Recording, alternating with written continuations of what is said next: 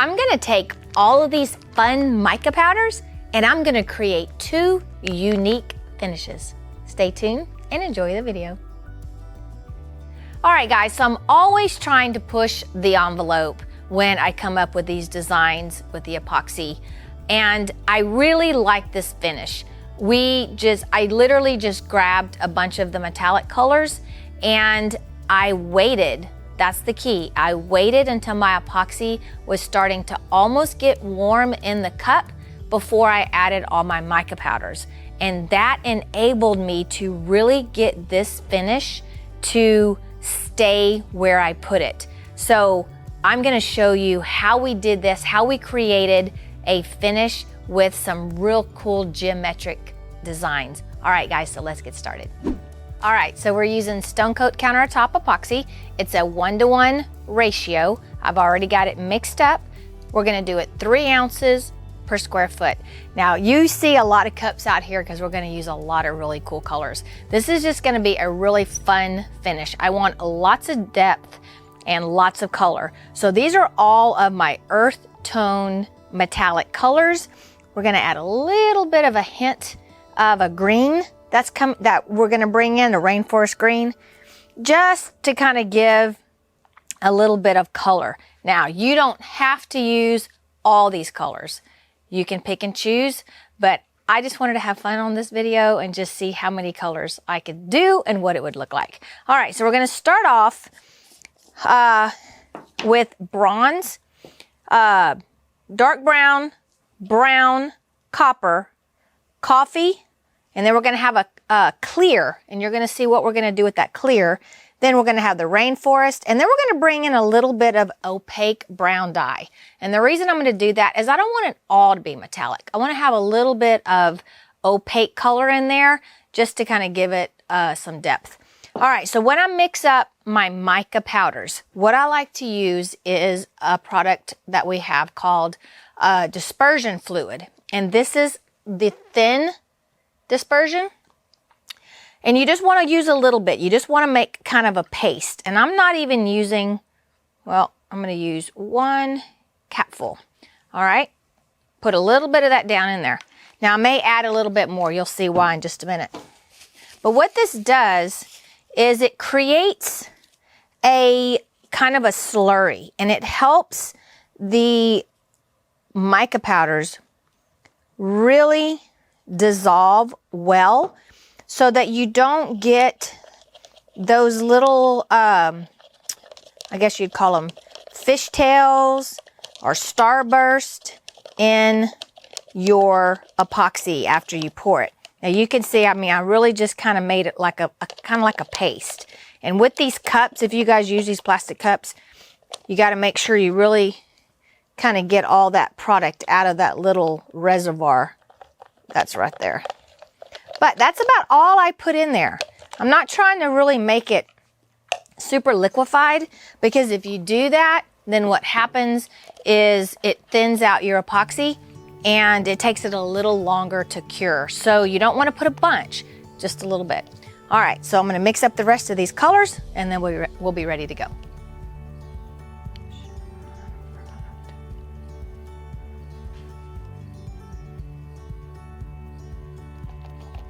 Okay, so we have prepped our MDF board with the Stone Coat Countertop Black Undercoat. And I really like to use the undercoating because I get to pour within 4 hours. If I use a latex paint from a big box store, you're gonna wanna wait for about 24 hours before you pour your epoxy. So with the undercoating, I get to do it really quick.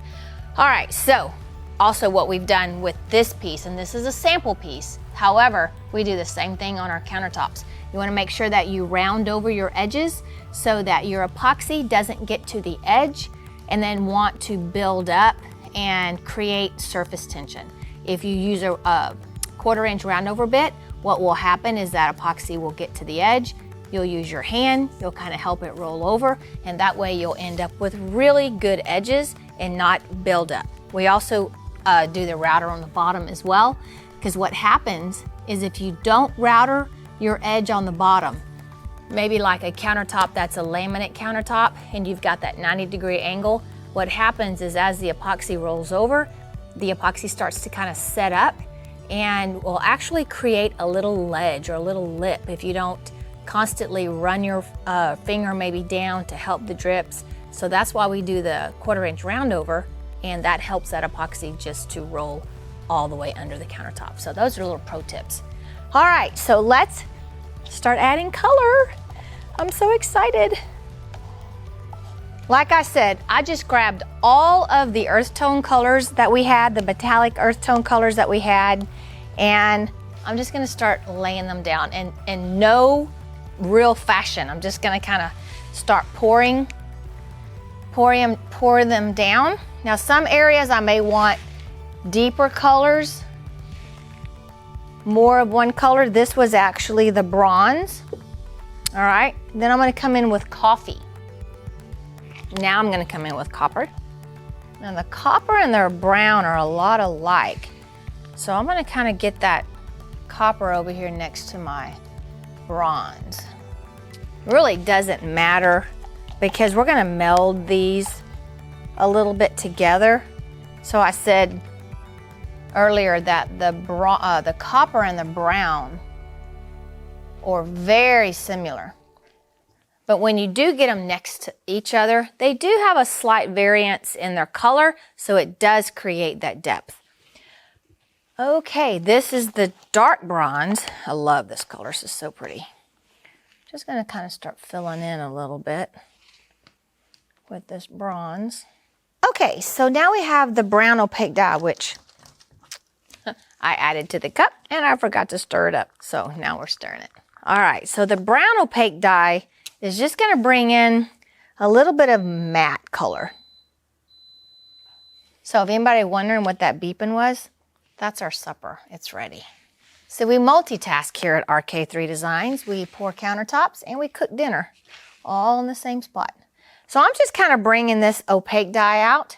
Now, I'm gonna come in with clear. Now I've added some bronze dust to the clear, which is gonna just make this countertop have a little bit of bling to it. Now you don't have to do that. Now if you don't want bling, just do the clear. Don't add any of the glitter in there. But you know me, I gotta add a little bit of bling. That's just the way I go. All right. Scrape all these buckets. You know what, I'm not gonna scrape them out. I'm gonna actually leave some in there for later, in case I wanna add something. You never know, because you know I can't walk away. So you never know what I'm gonna do. And guys, I'm not even kidding you. I'm winging on this one. I did not practice this finish prior to. We're gonna wait on that green. All right, so got everything laid out and I'm gonna torch it very lightly. It's a little bit cool in here, so I just want it to heat it up just a little bit so it's a little more fluid and I can spread it a little easier.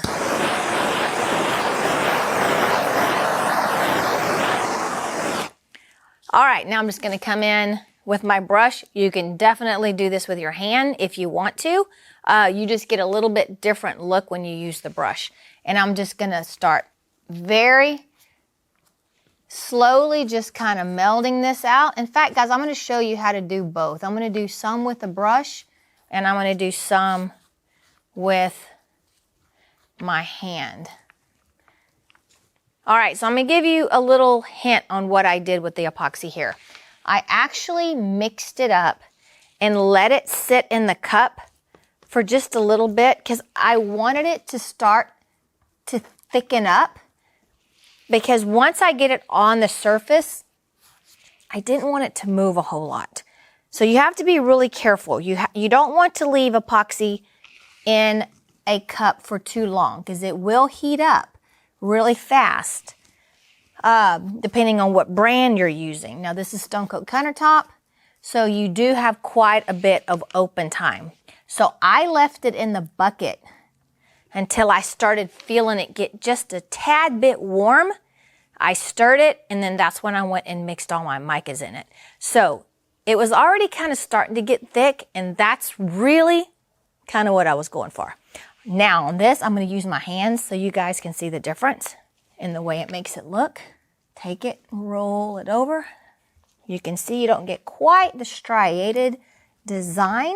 You get more of a soft blend when you use your hand. So I want you guys to let me know what you would do, kind of what look that you like after seeing this. Would you use your hand or would you use a brush? Now I'm also letting some of this black show through in a few spots because of my clear. So I like that. I don't want to cover all that up. I want that black to show through. If you want to use and have more of that black show, then use more clear than your other colors. Bring down my edges. This you could do with your brush. Now this is going to continue to run because I'm going to heat it just a little bit to help get over those edges.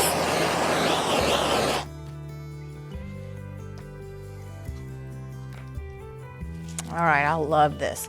Okay, now let me give you another hint also. Because I let my epoxy set up in my cup a little bit and start to get thick, it's also going to have your epoxy have a little bit of texture on the surface, which is actually exactly where I want to go with this. I want to have a little bit of that texture because what we're gonna do here in just a minute is really gonna make it look cool. Plus, I still have a clear flood coat that's gonna go over the top of this. That's gonna make this finish 100% like glass. When I come over the top with that clear flood coat, it's gonna level out, take care of all this highs and lows that I have. Okay, so here's the difference, guys. This side is the side that I did with the brush. This side is the side with my hand. Now, without going to the next step, guys, let me know so far what look you like. Do you like the softer pattern where I use my hand, where all the colors are very kind of softly melded? Or do you like the brush, which gives more of a distinct pattern? All right, I love this.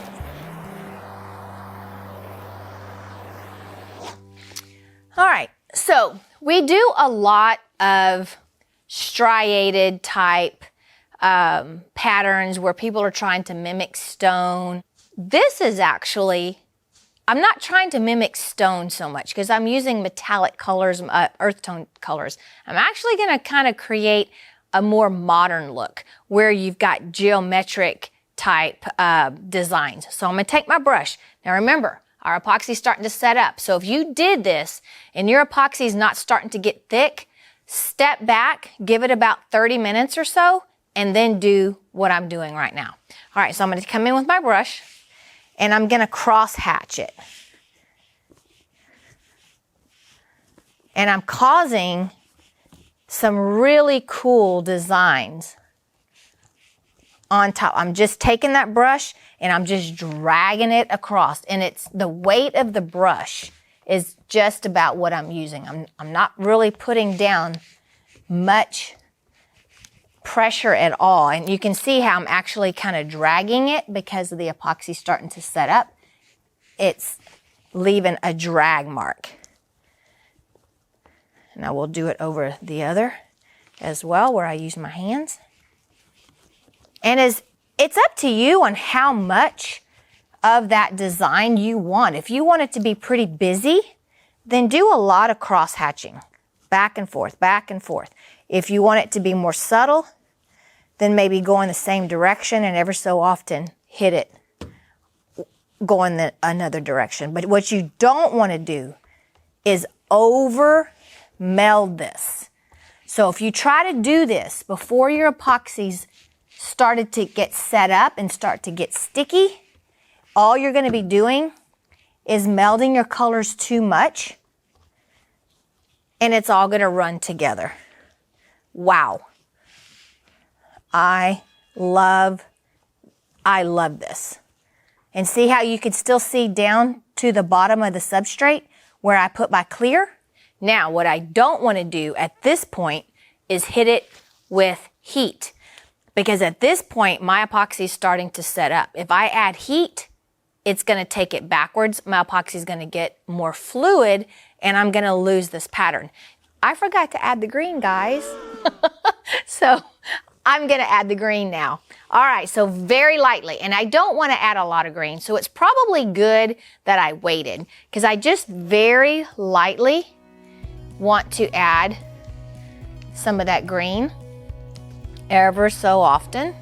And again, this is going to be up to you how much you add. And you can see I barely added any green in here, and I just kind of drizzled it very lightly. So now I'm going to come back, and wherever I added that green, I'm going to softly meld that in.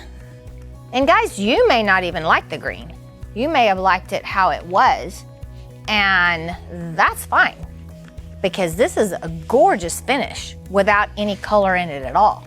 But this is a great way to bring in an accent color. Maybe if you had some colorful cabinets and you wanted to bring that color in, you could do that. Or you could have just left it like it was and not add any color. And you could see I'm just kind of dragging my brush and letting that green kind of meld in. And I mean, I just barely put any green in there at all. And I love, especially the green with copper, because this could almost be the patina of that copper. Okay, so now we're gonna sit for just a little bit, probably a good 15, 20, 25 minutes. Now, when I say time, I don't necessarily mean it has to be that exact amount of time. What I'm trying to do is to let my epoxy thicken up to where it's gonna start slowing down, moving, and my pattern's gonna stay. So I'm gonna check it in about 20 minutes, see how much it's moved, and then we're gonna go to the next step. Okay, guys. I love this. This is the coolest finish because it's just so different. Now, this could be a finish all on its own, but like always, I'm gonna go to the next step, and I'm gonna add some very, very, very tiny lines, which is just gonna give this finish one more level of detail. Now, you don't have to do what I'm fixing to do. You could stop right here, put a flood coat on it, boom, you'd be done. But we're gonna try this. So let me know in the comments what you guys would do. And that's why I left this epoxy in the cup. Now look how this is set up. See how hard it is? This has been in the cup for almost probably 45 minutes, close to an hour. So it's really, really thick. If you try to do this when your epoxy is very, very fluid, you're not gonna get the same outcome. So make sure you let this sit up on your cup. All right, so we're gonna start letting it drip, and then see how tiny it is. We're just gonna come all over the top. Very stringy. And if you have a big drop, that's okay, because that's gonna really level out and look pretty cool. Just about out of that color. This was our coffee, and you can do it with any of the colors. And because the epoxy is still moving, guys, now it's still gonna move. It's not just because it's been an hour or so, doesn't mean it's not gonna move. So all these little fine lines are gonna get super, super soft, and there's just gonna be kind of a background detail, really. Whoop, super sticky too.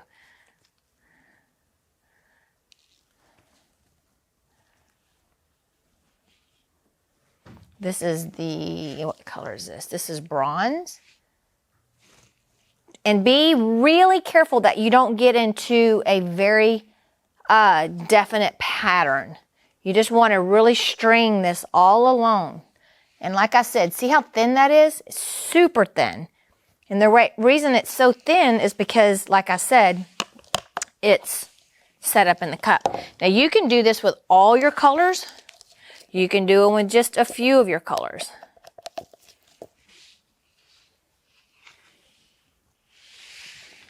How fun is this?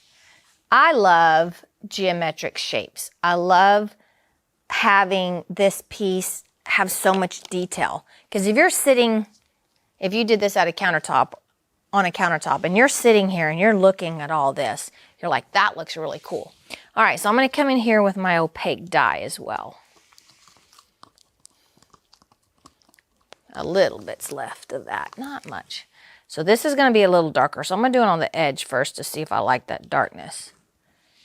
Now, if you know for sure that you like this design, what I would do is I would mix up a little bit more epoxy than I know that I would need to do the finish and leave myself a little bit more in the cup. I didn't know I was going to do that, so I didn't really leave enough, but I think I have plenty. Now I am going to very ever so quickly hit this with a little bit of heat.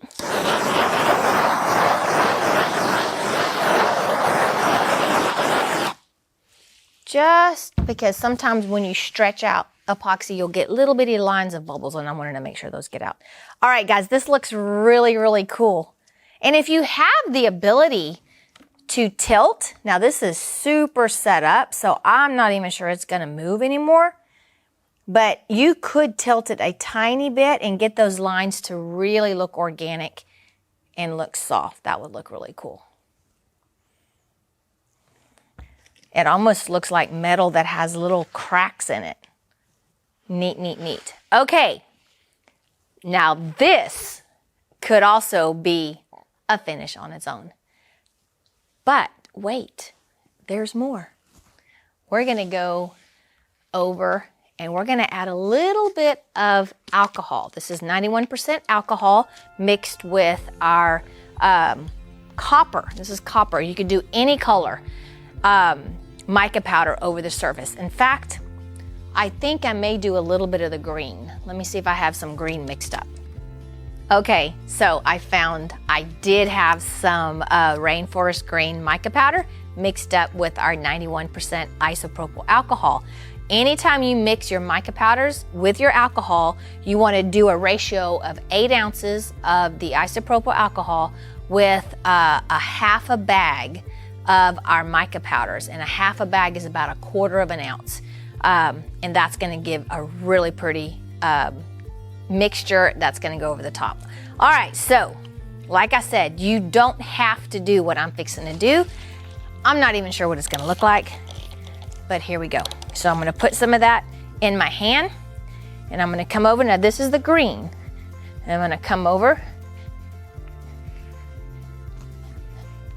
Oh, I like that.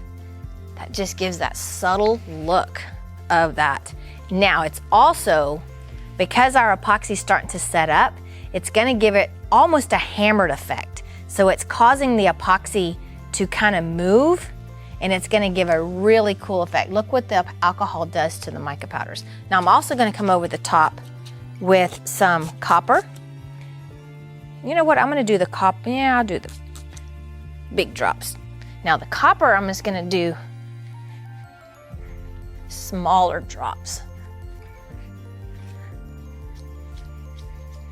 All right, now I'm not gonna do it to this side because I want you guys to see the difference of what happens when you add the epoxy, when you add the alcohol as opposed to without the alcohol. Now, I wanna break up a little bit of the alcohol. So I'm gonna come over now, this is just clear, and I'm very, very lightly gonna hit it with just clear, and that's gonna break up some of that color that's on top and give it a really cool fracture look with the mica powders underneath. So this is cool, that big piece. So we're gonna let this set for about an hour or so, and I'm gonna come back and I'll show you guys what it looks like. All right, so I'll be back in just a little bit. Wow, what a fun finish this turned out to be, guys. I absolutely love it. And they're totally different. So you could see by keep going on a project, how you can take it to a whole different level.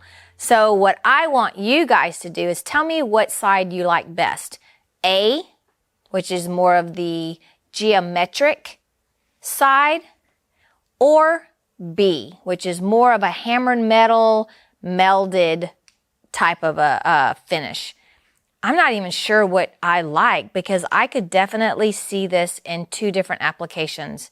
I could see a vessel sink on here with maybe a gold or a copper rubbed faucet. Oh my goodness, there's so many things. All right, so guys, let me know what you think. Leave me comments. Let me know maybe what colors you would use. Would you have gone as far as I did with the finish, adding the lines, all of that fun stuff? But this is a super, super fun finish. So what I would do if this were a countertop or a tabletop or a small vanity is I would now wait 24 hours. Then I would pour a clear flood coat. Then I would wait 24 hours and I would come over. I think with this finish, I think I'm going with the Ultimate Top Coat in high gloss. I think the high gloss would really just keep all that vibrant color. So I would use the UTC gloss. What would you use? All right, and then we would be finished. So if you'd like to see how to do a flood coat and how to do the Ultimate Top Coat in gloss, I'm going to put links in the descriptions. And you can also, guys, check out our website, RK3designs.com. We have a page that has tutorials, and what it'll be the video, and it'll also be a lot of still photos of this piece along with all of the material and colorants that we used. So check out our website and also sign up for our newsletter. Guys, we will be releasing promo codes once a month for just our newsletter subscribers, and they're going to be very special promo codes to give you guys discounts. All right, so if you like this video, give me a thumbs up, hit the bell. That way you will know every time that we post a video. And leave me some comments, guys. I love to hear from you guys. All righty, until next time, you know what to do. Don't be scared. Move forward and be creative.